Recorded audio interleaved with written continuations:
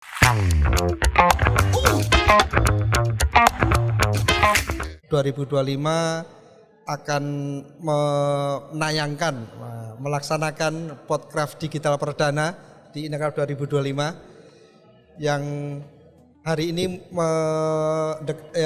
dilaksanakan hari pertama.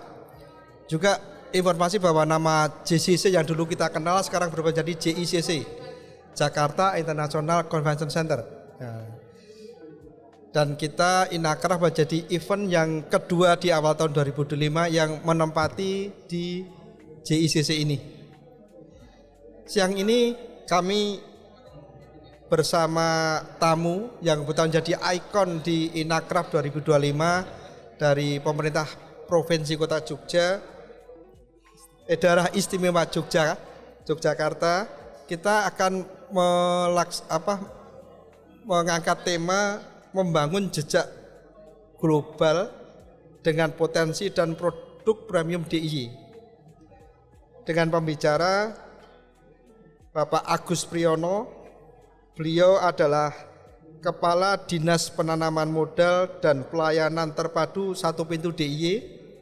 Kemudian Ibu Sri Nur Yatsiwi, MMA, Kepala Dinas Koperasi dan UMKM DIY. Ya, Bu. Ya. Terakhir bersama Ibu Yuna Pancawati SE MSI, beliau adalah Kepala Dinas Perindustrian dan Perdagangan DIY. Jadi seperti tahun-tahun sebelumnya, Inacraft yang kita laksanakan ini mempunyai ikon, di mana ikon ini menjadi istilahnya tema sentral, atau mungkin kalau istilah sekarang jadi kayak visualnya Inacraft yang bersangkutan. Kali ini kita dengan DI Yogyakarta, jadi tema ini semua berwarna nuansa Jogja. Tadi pagi kita ada penyebaran gunungan setelah acara pembukaan gitu kan. Bagi-bagi makanan, ada bagian gudeg, ada bagian buah dan sebagainya. Sekarang kita acaranya Podcraft. Nah, untuk menyingkat waktu, kami persilahkan dari Ibu Siwi untuk memberikan pandangannya, pengarahan tentang apa itu tentang produk global dan jejak langkah global oleh produk-produk premium di Yogyakarta. Monggo Ibu yang pertama.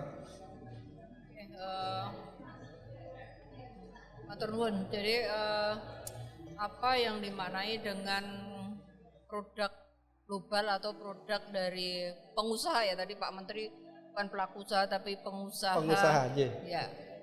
Usaha baik usaha mikro, kecil dan menengah.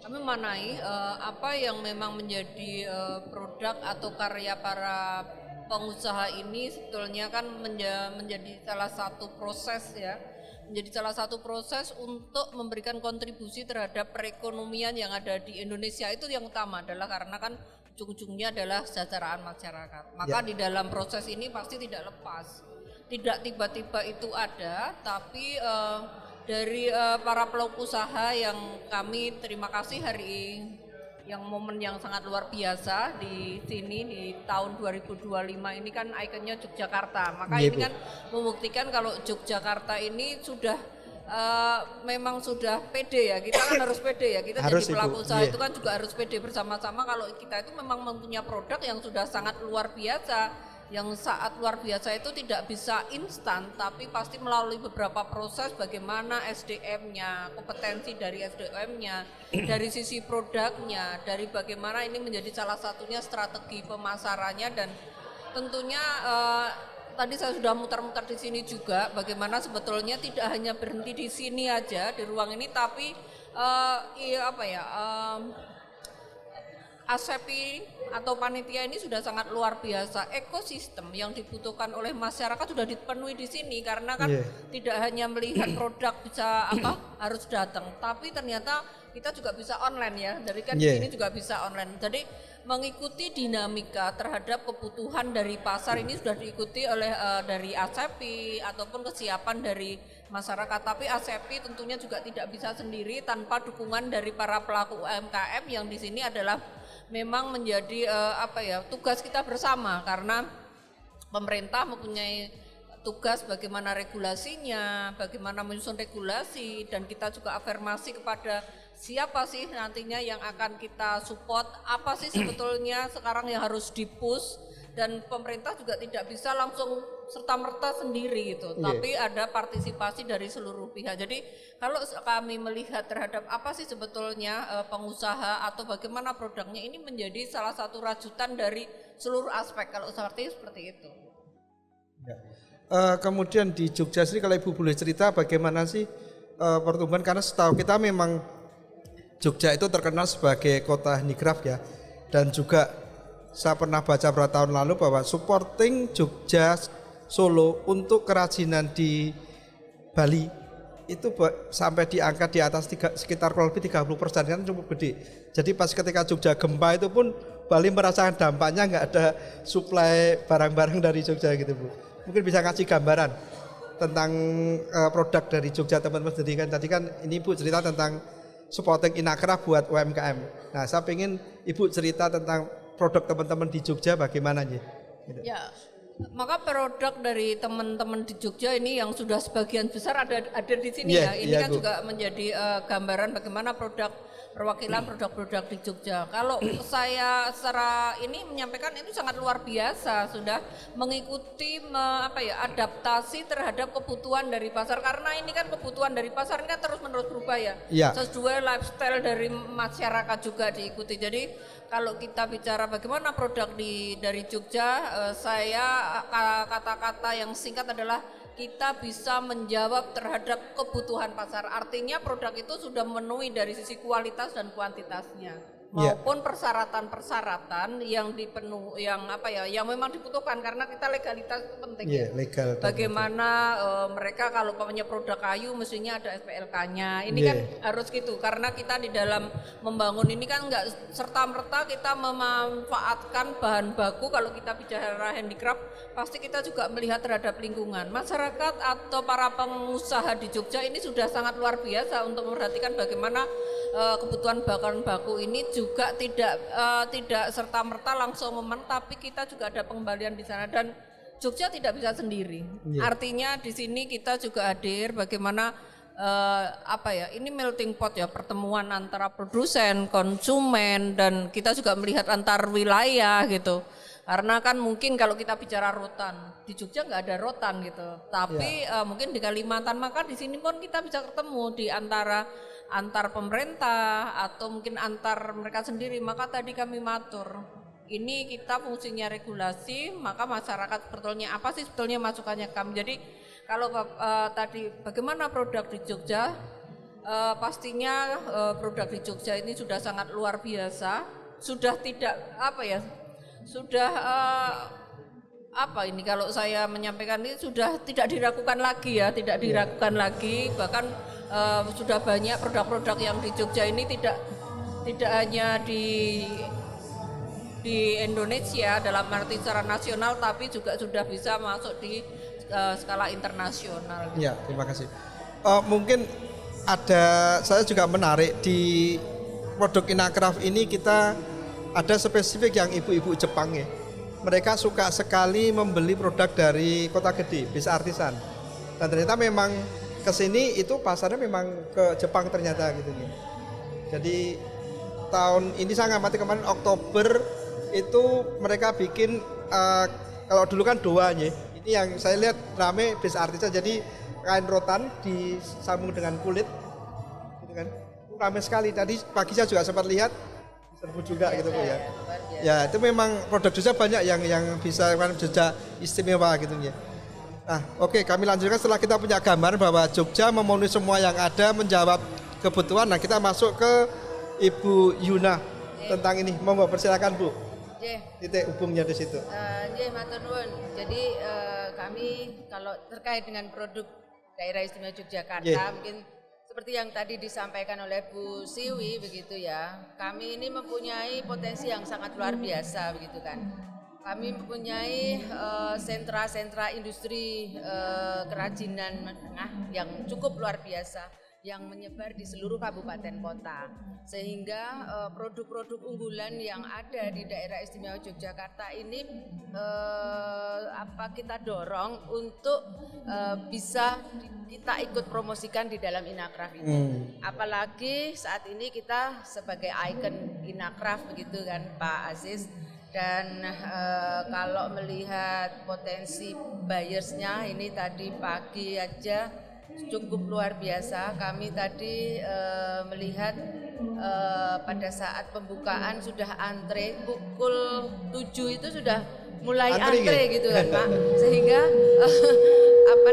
peminat untuk teman-teman UMKM, teman-teman pengusaha kecil menengah ini yang tadi Pak Menteri nggak boleh bilang pelaku gitu ya. Jadi pengusaha ini minatnya cukup luar biasa. Kemudian sebenarnya kalau melihat daerah istimewa Yogyakarta, khususnya produk-produknya yang sudah diekspor ini luar biasa Pak. Jadi di tahun 2024 kemarin kami ini kurang lebih nilai ekspor dari daerah istimewa Yogyakarta ini sekitar 500 juta US dollar. Dan ini tujuan ekspornya masih tetap di pasar tradisional yaitu Amerika, Jepang, Jerman, kemudian juga beberapa pasar-pasar yang non tradisional walaupun masih banyak ada kendala terkait dengan pembayaran dan sebagainya. Namun dengan teman-teman atas perdagangan, teman-teman ITPC, kami selalu berkomunikasi begitu untuk bisa ikut serta mempromosikan produk-produk yang dari daerah istimewa Yogyakarta. Gitu Pak. Mungkin bisa diceritakan nih Bu, tadi ada program buat UMKM yang sangat menarik dari Pemprov tadi Bu. Bantuan free ongkir ya? Ya. Free ongkir mungkin Bu Siwi ya, bisa menyampaikan Bu. Itu kan yang saya merasa itu bisa jadi inspirasi buat daerah lain gitu kan. Oh iya mungkin nyambut ini mumpung Bu. Maka kan ini kalau tadi kami matur Bu Yuna juga menyampaikan bagaimana sebetulnya potensinya, bagaimana sebetulnya strategi pemasarannya terkait sampai ke luar gitu. Maka kan kalau kita bicara sampai keluar, sampai di luar daerah kita, pasti kita bicaranya salah satu ekosistemnya adalah logistik gitu kan. Iya, logistik. Karena kan tadi bagaimana kita sekarang mengikuti ekonomi digital yang semuanya sekarang pengennya cepat, mudah gitu tuh. Maka apa sih sebetulnya yang dibutuhkan oleh masyarakat secara luas, baik produsen maupun atau pengusaha maupun konsumennya.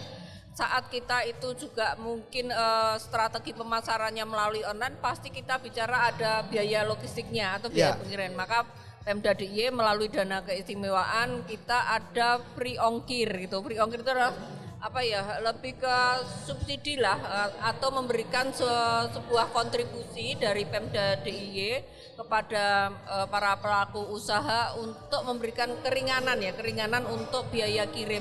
Sebetulnya siapa sih yang mendapatkan gitu kan pertanyaannya loh. Ini kepada siapa gitu. Ya mestinya semuanya mempunyai aspek di sana. Karena apa? Karena saat ada ongkir pasti kan biayanya jadi lebih ada penekanan di sana. Nah maka kan mereka jadi beli, akhirnya kan si para pelaku usaha akhirnya produknya laku.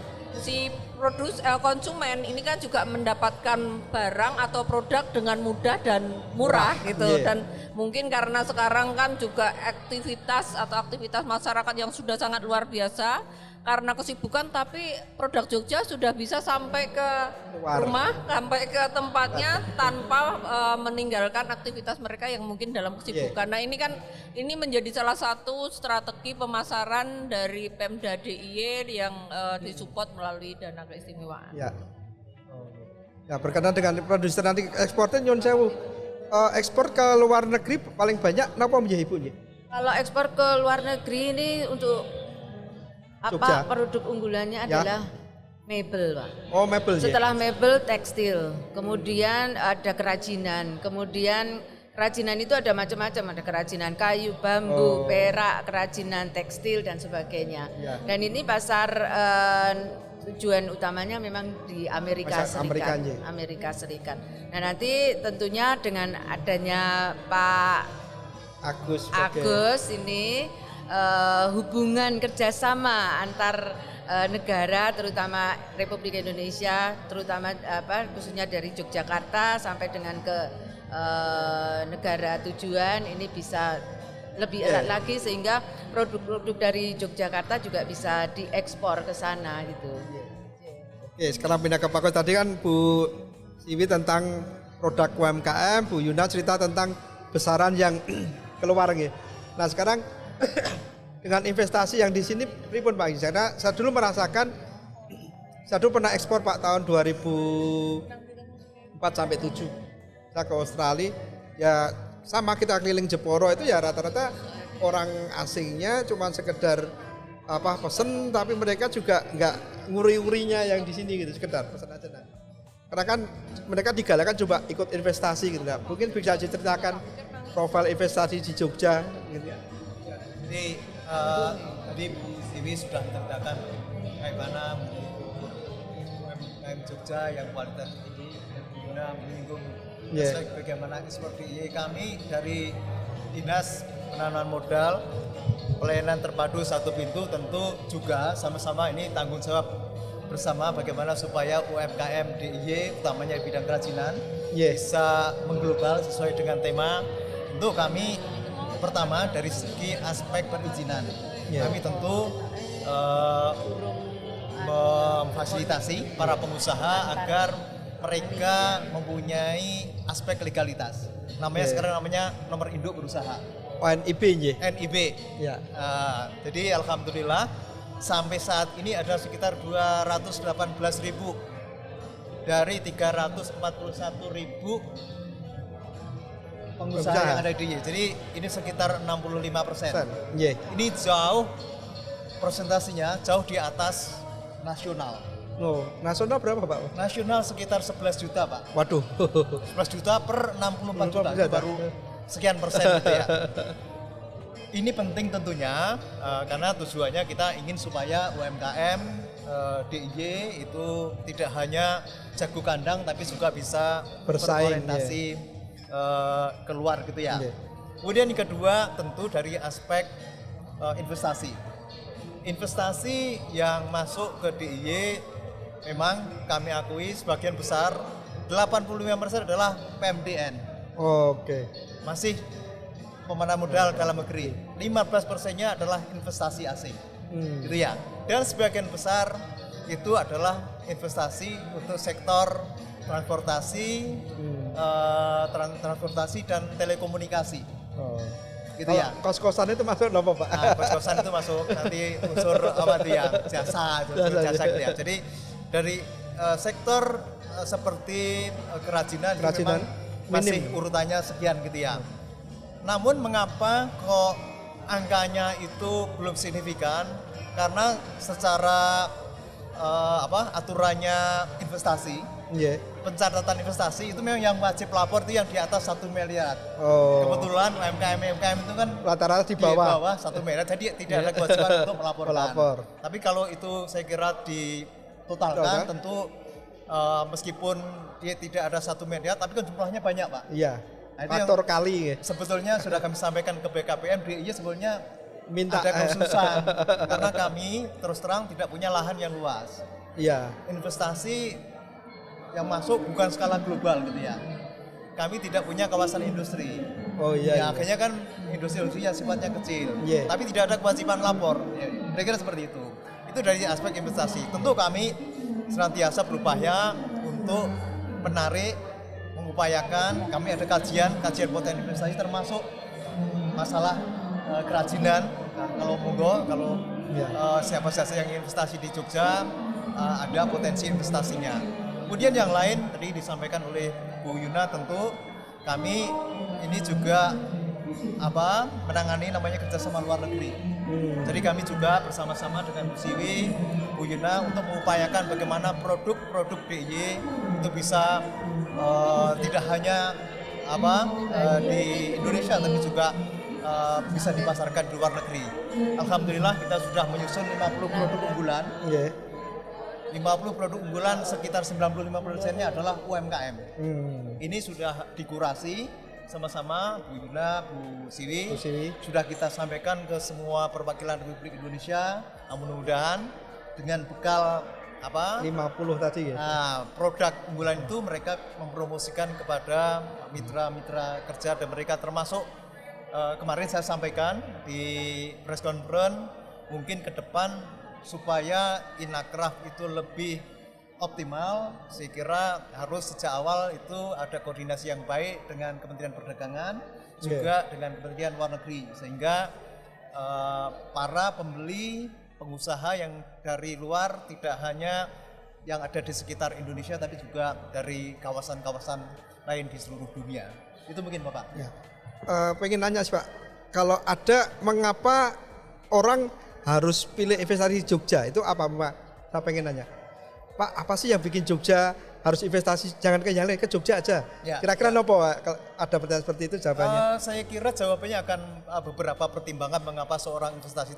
Tapi yang jelas orang investasi itu pasti pertimbangannya adalah masalah untung, Pak. Pastilah. Masalah untung gitu ya.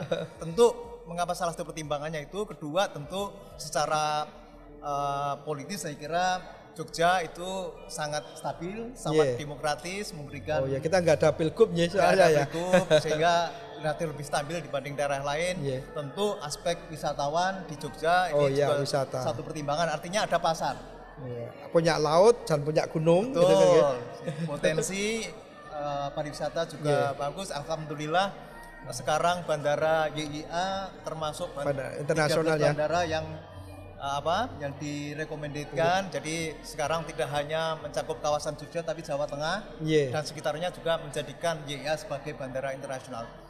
Di samping tentunya aspek dukungan lainnya, infrastruktur di Jogja insya Allah itu sudah menjangkau ke pelosok-pelosok sehingga mudah-mudahan ini juga menjadi suatu dorongan tersendiri seorang mengapa kok ingin investasi di DIY dan alhamdulillah kami di beberapa tahun terakhir alhamdulillah realisasinya itu jauh di atas target yang ditetapkan pemerintah pusat. Alhamdulillah. Alhamdulillah ya. Itu Bapak. Ya. Kemudian selanjutnya Bu Yana, kami pengen tanglet Bu, apa sih yang menyebabkan kira-kira nggih mengapa kok ekspor di Jogja naik gitu nggih? Apa sih penyebabnya gitu nggih? Biar orang lain bisa belajar lah gitu. Belajarnya. Jadi kalau dari kita itu kan memang ada pembinaan atau pelatihan untuk ekspor gitu ya Pak. Untuk teman-teman pengusaha UKM dan IKM. Dan pelatihan itu kita lakukan mulai dari sejak dari tempatnya Bu Siwi. Artinya dari tempat Bu Siwi kemudian teman-teman UKM kami namanya itu kalau sudah dari Tuan Bu Siwi kami latih juga di tempat kita. Ya basic vision juga Bu Siwi jenengan untuk ekspornya gitu. Begitu. Kemudian setelah itu kita juga mengkurasi dari para UKM IKM itu untuk bisa ikut serta dalam promosi-promosi yang kita fasilitasi. Kerjasama dengan OPD terkait beberapa waktu yang lalu kami selalu melakukan promosi bersama trade, tourism, investment dan culture dan itu sering kita lakukan di BMDA DIY. Jadi kami tidak melakukan promosi sendiri-sendiri tapi promosi bersama-sama sehingga teman-teman UKM dan IKM ini bisa ikut serta dalam promosi tersebut. Sehingga banyak produk-produk yang dikenal oleh konsumen sehingga apalagi buyers, dan kita juga ikut serta dalam pameran-pameran internasional seperti IFEX yang akan kita lakukan penyelenggaraan di dan juga TEI kita juga tidak pernah ada GFEX juga di JC. Ada itu juga sehingga dan pengusaha UMKM berganti-ganti. Jadi kalau sudah kita fasilitasi ikut sekali begitu ganti lagi sehingga ekspor dari daerah istimewa Yogyakarta itu juga meningkat gitu Pak. Ya. Jadi mungkin ada sifatnya yang kita aktif ya. untuk mengikuti berbagai pameran gitu. Baik itu yang dilakukan di Indonesia maupun di luar negeri. Tadi saya sebutkan bahwa kita cukup membekali perwakilan Republik Indonesia. Kita ada 134, itu juga dengan tadi 50 produk unggulan. Nah itu saya kira tentunya merupakan suatu bekal promosi yang sangat berharga bagi mereka untuk matchingkan antara kebutuhan di masing-masing negara dengan yang ada di DIY. Mungkin itu Pak Taman. Ya, terima kasih. Terakhir Bu Siwi, harapan Bu Siwi untuk teman-teman UMKM se-Indonesia pripun Bu, nggak cuma Jogja, tapi se-Indonesia gitu. Tirulah Jogja atau gimana kalau Bu? Ya harapannya mestinya kalau tadi Pak Menteri menyampaikan kita itu kan nggak boleh kalah dengan yang lain ya. Artinya kan terus melakukan kreativitas gitu, kreativitas dari seluruh aspek ya, terus belajar bagaimana sebetulnya melihat terhadap peluang, melihat terhadap pasar, sebetulnya sekarang kondisi perekonomian seperti apa, kondisi pasar itu seperti apa. Artinya kita bersama-sama yang kreatif itu tidak hanya pelakunya juga, saya juga kita di pemerintah mestinya juga kita ada kreativitas bagaimana sebetulnya yang pas untuk program kegiatan sasaran yang pas kepada mereka. Jadi kreativitas, adaptasi, dan tentunya yang paling penting adalah seperti hari ini kolaborasi. Kolaborasi itu adalah kuncinya, dan satu lagi yang paling utama adalah komitmen dan komunikasi. Karena kolaborasi, tapi kalau kita kurang komitmennya, kurang komunikasi, nggak akan ada artinya lagi. Jadi kita pun para pengusaha mestinya terus melakukan komitmen dan komunikasi dari seluruh. Ini Bu, untuk menutup ada closing statement dari Bu. Nanti Bu Yana, Bu sih, monggo closing statement buat ini acara ini maupun acara apa Inakraf ini Bu. Untuk Inakraf ini.